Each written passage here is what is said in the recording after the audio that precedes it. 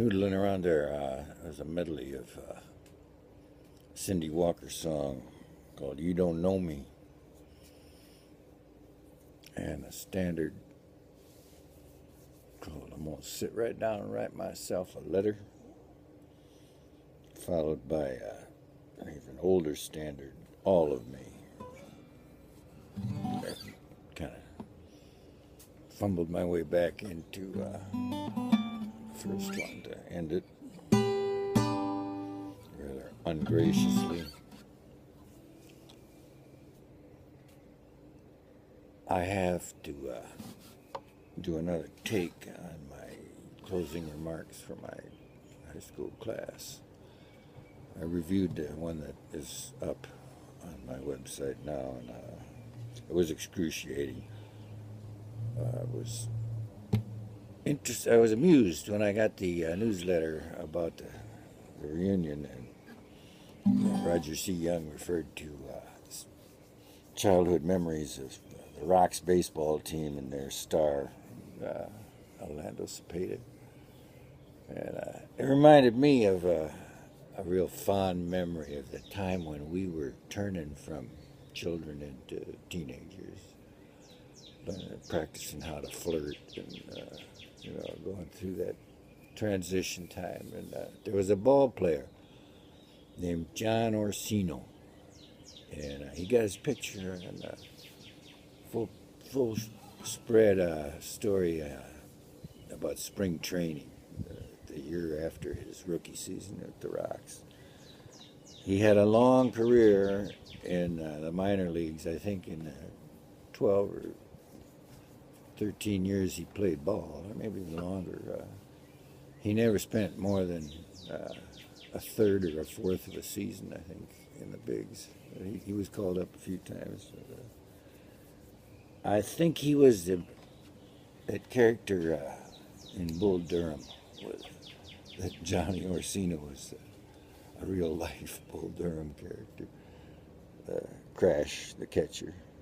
Anyhow, the picture in Sports Illustrated was of his backside.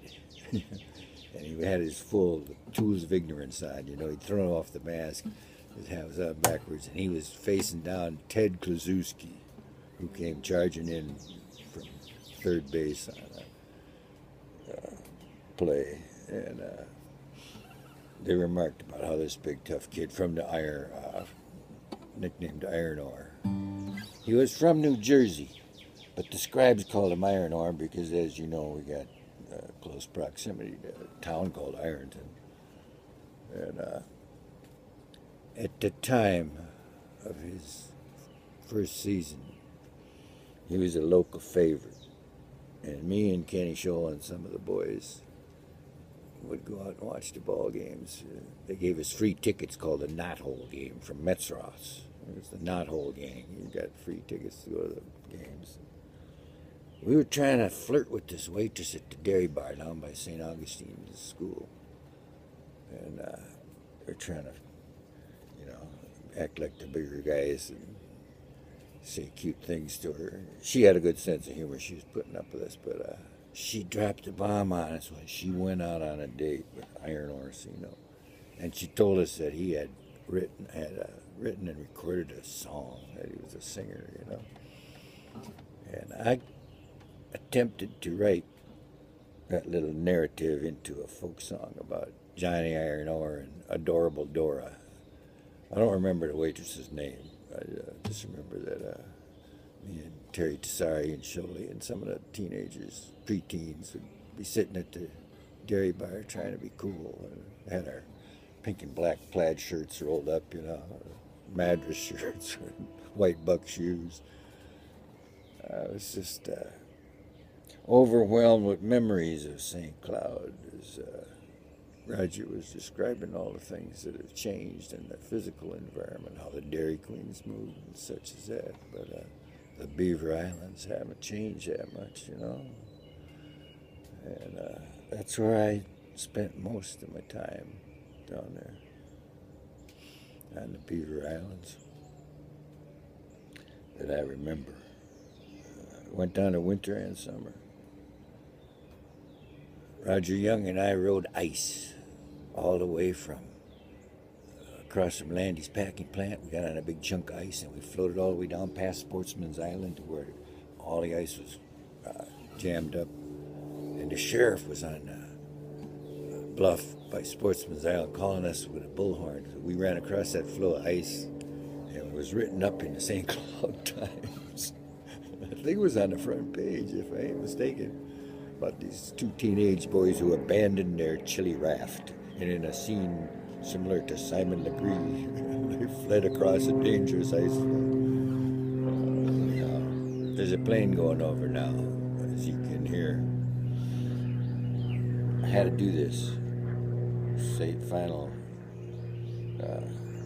adios for and have a good reunion. My closing remark has to be, I'm real proud to be from Minnesota. When people ask me where I'm from, I still say Minnesota. And I'm real proud of growing up with you, the class of '64. I'm inspired by your durability and endurance. I was mostly impressed by all the marriages, all the couples that have maintained their family unit over these many years. I'm ashamed of you when I see Michelle Bachmann on television. Thank God she's retiring, but I'm ashamed that you didn't vote her out of there. You bring shame upon yourself, letting her represent you. And I had to say that, you know. I mean, when I was amongst you, I was an angry atheist. I'm a more gentle man of faith now. But I had to say, shame on you for Michelle Bachmann. Shame upon you. Other than that, I'm playing a gig tomorrow night at a pub. I told the club owner, I said, I had my first paying gig in a bar in St. Joseph, Minnesota when Eric Durkheising paid me $12 and all the beer I could drink, and that was 1966. I said, well, I'll pay you $150. I've been in the minor leagues for so long that I'm impressed, you know. I've gone from $12 a gig to $150. And I get a chance to be creative and humorous, and I guess I could sing one of those songs. You know what?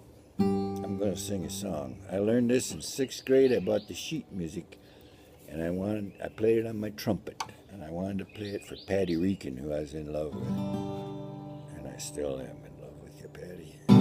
You are my special angel, sent from up above.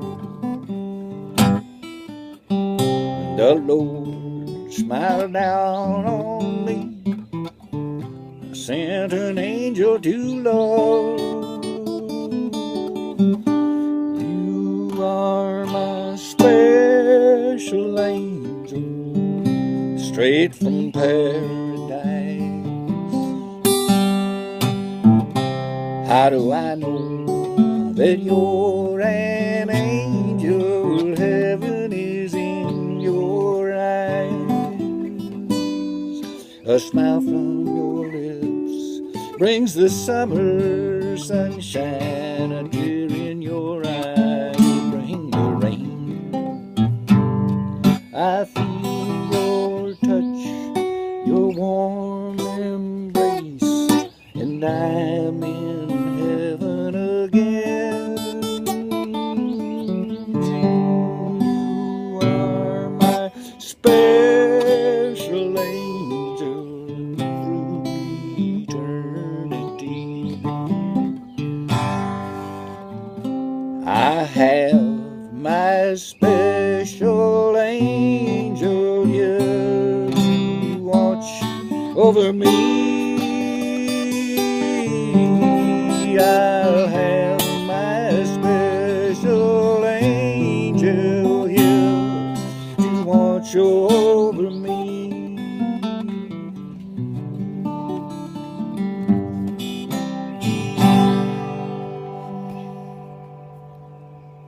see you guys. Hey, have one in 5 years. I could live that long. I could if I'm lucky, you know.